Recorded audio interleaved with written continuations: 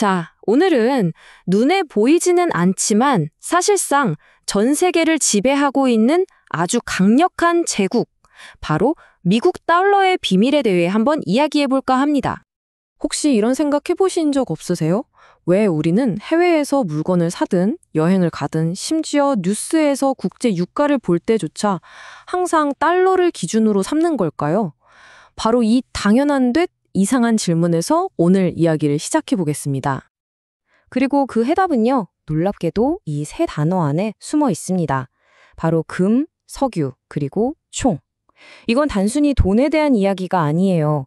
지난 한 세기 동안의 권력과 전략, 그리고 위기가 뒤얽힌 하나의 거대한 역사라고 할 수 있죠. 달러의 시대를 제대로 이해하려면 시간을 좀 거슬러 올라가야 합니다. 달러가 지금의 왕좌에 오르기 전 세상을 지배했던 건 다른 통화였거든요. 20세기 초 세계 경제는 아주 단순하면서도 강력한 규칙 위에서 돌아갔습니다. 바로 근본위제라는 건데요. 말 그대로 모든 나라의 돈의 가치는 실제 보유한 금의 양에 딱 묶여 있었어요. 그러니까 돈을 가져가면 언제든 금으로 바꿔주겠다는 약속이었죠. 돈 자체가 신뢰였던 시절입니다. 그리고 이 시대의 명실상부한 최강자는 바로 대영 제국의 파운드화였습니다. 당시 세계 최강의 해군력, 즉 총의 힘으로 전 세계 무역망을 장악했던 영국의 국력이 곧 파운드화의 가치를 보증해줬던 거죠. 하지만 영원할 것 같았던 이 파운드화의 시대가 두 번의 끔찍한 세계대전으로 완전히 끝나버립니다. 전쟁은 세계의 부가 어디로 흘러가는지 그 지도를 통째로 바꿔놓았거든요.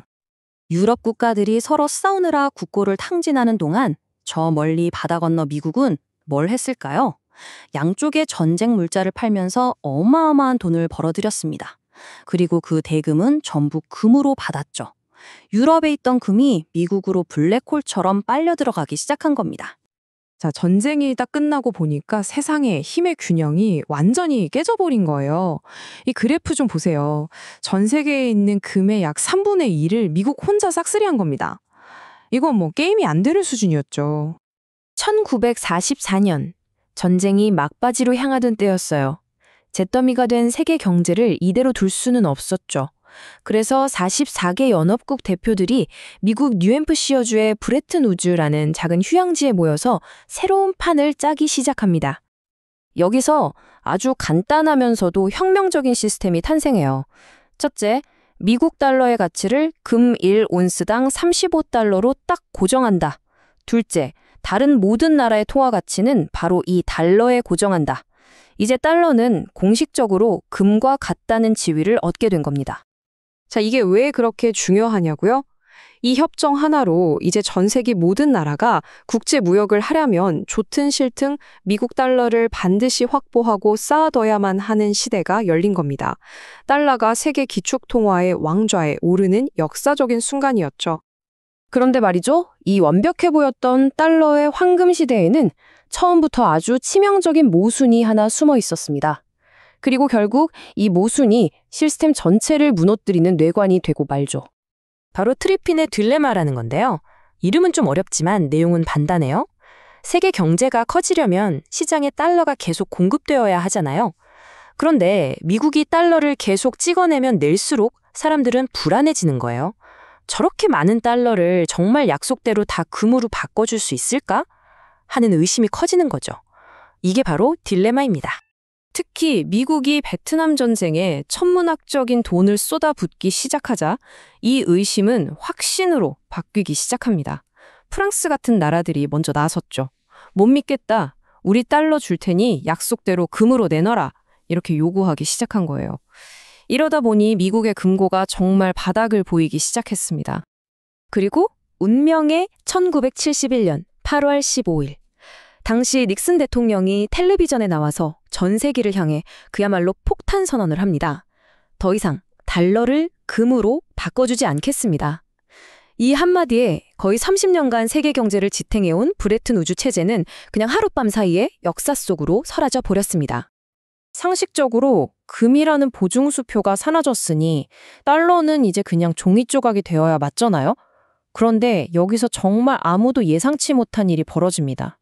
달러를 오히려 더 강력하게 만든 그야말로 역사를 바꾼 신의 한 수가 등장하거든요. 미국이 당시 석유 수출국 기구 오펙의 리더였던 사우디아라비아와 비밀리에 딜을 합니다. 우리가 너희의 안보를 총의 힘으로 확실하게 지켜줄게. 그 대신 앞으로 모든 석유 수출 대금은 무조건 오직 달러로만 받아라. 이 약속을 받아낸 거죠. 이게 바로 그 유명한 페트로달러 시스템의 탄생입니다. 이제 달러의 가치를 보증하는 건 반짝이는 금이 아니라 전 세계 산업의 피와도 같은 시커먼 석유가 된 겁니다. 생각해 보세요. 경제를 돌리려면 모든 나라의 석유가 필요하죠.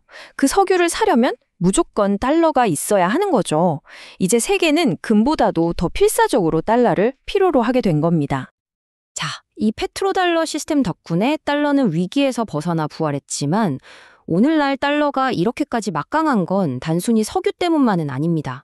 그 주변을 아주 튼튼한 거대한 요새가 둘러싸고 있거든요. 바로 이 네 가지 기둥이 달러 제국을 지피는 철옹성입니다. 전 세계의 무역기를 지키는 압도적인 군사력, 세상의 모든 물건을 다 사줄 수 있는 세계 최대의 경제 규모, 그리고 전 세계의 돈이 다 몰려도 끄덕없는 가장 깊고 안전한 금융시장. 마지막으로 이게 정말 무서운 건데 남들이 다 쓰니까 나도 쓸 수밖에 없는 거대한 관성, 즉 네트워크 효과까지. 이 아성을 무너뜨리기란 정말 쉽지 않은 거죠. 결국 달러 제국의 역사는 우리가 맨 처음 이야기했던 그 세 단어로 다시 돌아옵니다.